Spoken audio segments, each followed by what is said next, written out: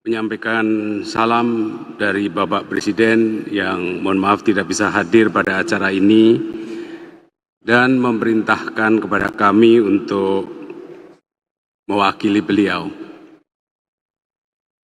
Kita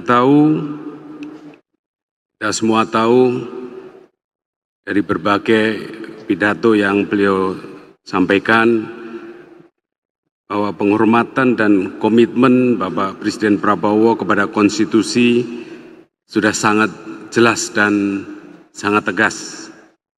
Hal ini bisa kita lihat dari pidato-pidato beliau dan juga dari program-program beliau di tahun ini dan yang sudah direncanakan bersama DPR untuk program tahun depan. Dalam berbagai kesempatan, Bapak Presiden juga memberikan amanat yang tegas untuk kembali mendalami makna dan menjalankan Undang-Undang Dasar 1945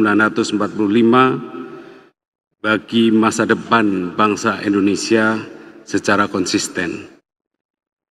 Bapak Ibu yang saya hormati, memperingati Hari Konstitusi adalah mendalami warisan agung para pendiri bangsa. Bapak Presiden Prabowo selalu menekankan bahwa para pejuang kemerdekaan adalah generasi hebat, generasi yang istimewa. Generasi yang merasakan pedihnya penjajahan. Generasi yang melihat dengan penuh cucuran air mata bagaimana kekayaan Indonesia diangkut selama ratusan tahun keluar dari Nusantara. Generasi yang rela mati demi kemerdekaan dan kejayaan Indonesia. Dalam pidato kenegaraan Bapak Presiden di tanggal 15 Agustus yang lalu, Bapak Presiden menyatakan dengan tegas, saya tidak bisa mengikuti intonasinya Bapak Presiden. Kira-kira kalimat beliau adalah, saya melihat ada kecenderungan dari sebagian kaum elit Indonesia, sebagian orang-orang yang memandang dirinya paling pintar di Republik ini. Mereka memandang bahwa pemikiran Bung Karno, pemikiran Bung Hatta, pemikiran generasi 45 tidak relevan lagi di zaman sekarang. Sudah kuno, sudah lawas untuk menghadapi tantangan abad 21. Menurut hemat saya, pemikiran tersebut adalah keliru. Jadi Bapak Presiden dengan tegas menyatakan pemikiran-pemikiran yang menganggap para founding fathers itu sudah tidak relevan lagi, beliau katakan bahwa itu adalah keliru. Kemudian Bapak Presiden juga menegaskan bahwa Bung Karno, Bung Hatta, dan para tokoh generasi 45 adalah pemimpin yang istimewa dan luar biasa. Beliau-beliau adalah arsitek kemerdekaan yang menyusun rancang bangun konstitusi yang tidak terlalu panjang, namun sangat eksplisit dan jelas. Dokumen itu adalah Undang-Undang Dasar 1945. Kembali lagi saya kutip pernyataan Bapak Presiden Prabowo. Undang-Undang Dasar 1945 harus kita pelajari. Undang-Undang Dasar 1945 janganlah hanya menjadi mantra, janganlah hanya menjadi slogan, hanya di bibir kita teriak-teriak terus.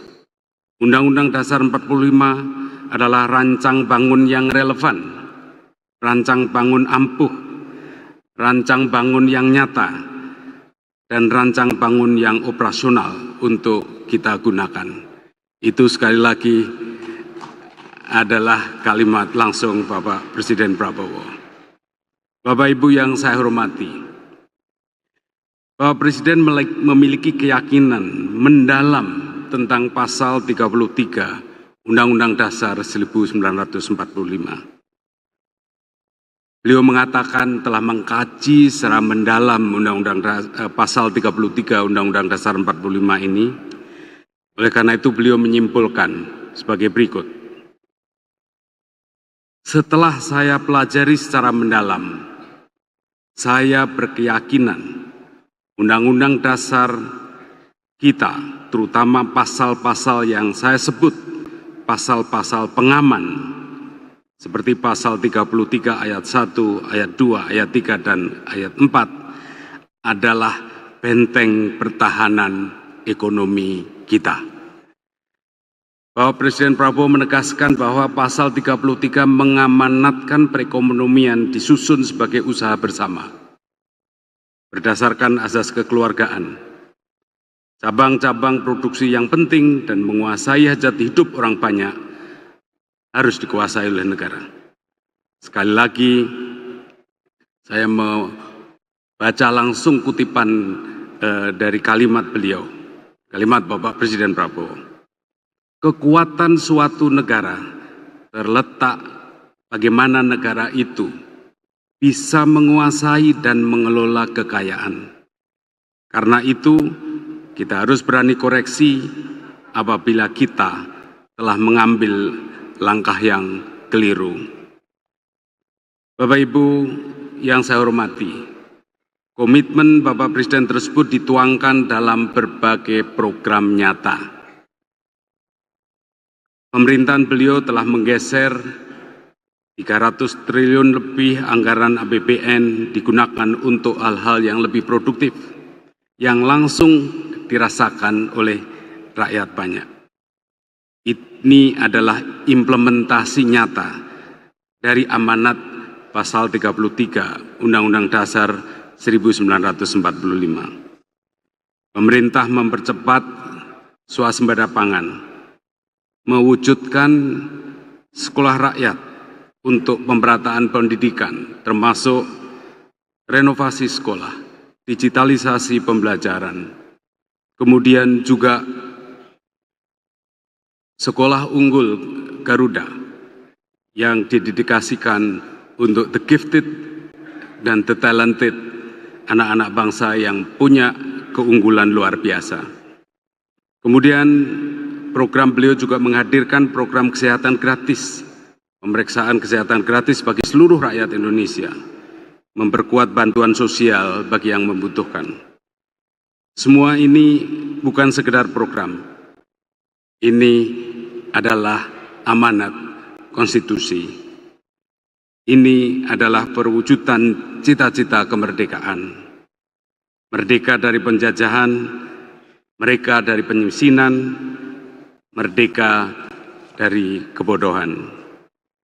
Dalam sarasehan ekonomi yang diselenggarakan pada tanggal 8 April 2025 yang lalu, Bapak Presiden menegaskan, sekali lagi saya bacakan kutipan pidato beliau. Ekonomi kita berdasarkan Pancasila dan Undang-Undang Dasar 1945. Ekonomi kita harus berdasarkan sila-sila itu. Berketuhanan harus mengandung persatuan Indonesia. Kita tidak mau pertumbuhan Indonesia bubar. Kita tidak mau menjual kekayaan kita dengan murah. Kita tidak mau menjual tanah kita kepada bangsa asing dengan murah. Tujuan kita jelas. Kita yang berketuhanan, Indonesia yang bersatu dan berdaulat, kemanusiaan yang tidak boleh meninggalkan yang lemah, kerakyatan yang dipimpin oleh hikmat kebijaksanaan, serta keadilan sosial bagi seluruh rakyat Indonesia yang melindungi yang lemah, yang tidak menyuruh yang miskin harus bersaing dengan yang kuat. Bapak Ibu yang saya hormati, atas nama Bapak Presiden, saya mengajak Bapak Ibu sekalian dan seluruh rakyat Indonesia untuk konsisten pada semangat keindonesiaan, semangat mempersatukan kita dalam keberagaman. Mari kita tegakkan semangat kedaulatan kedaulatan yang membuat kita berdiri tegak di antara bangsa-bangsa lain. Mari kita hidupkan semangat patriotisme yang sering dikatakan oleh Bapak Presiden. Patriotisme yang mendorong kita mengabdi untuk negeri, patriotisme yang membangun. Bapak Presiden Pak Prabowo juga meyakini Undang-Undang Dasar 1945 adalah kompas kita. Pancasila adalah bintang penunjuk jalan kita. Para pendiri bangsa, para proklamator adalah teladan kita. Dan rakyat Indonesia adalah sumber kekuatan kita. Dan untuk siapa kita bekerja. Dengan tekad yang bulat, kita wujudkan Indonesia yang adil dan makmur, Indonesia yang berdaulat dan bermartabat, Indonesia yang menjadi kebanggaan anak cucu kita. Atas nama Bapak Presiden Prabowo Subianto, saya menyampaikan terima kasih atas dukungan dari semua lembaga negara dan seluruh komponen bangsa untuk menjalankan amanat konstitusi dalam dunia yang nyata. Semoga Tuhan Yang Maha Kuasa senantiasa melindungi kita dan memberkahi perjalanan bangsa Indonesia. Selamat Hari Konstitusi, selamat Hari Ulang Tahun Majelis Permusyawaratan Rakyat Republik Indonesia yang ke-80. Wassalamualaikum warahmatullahi wabarakatuh.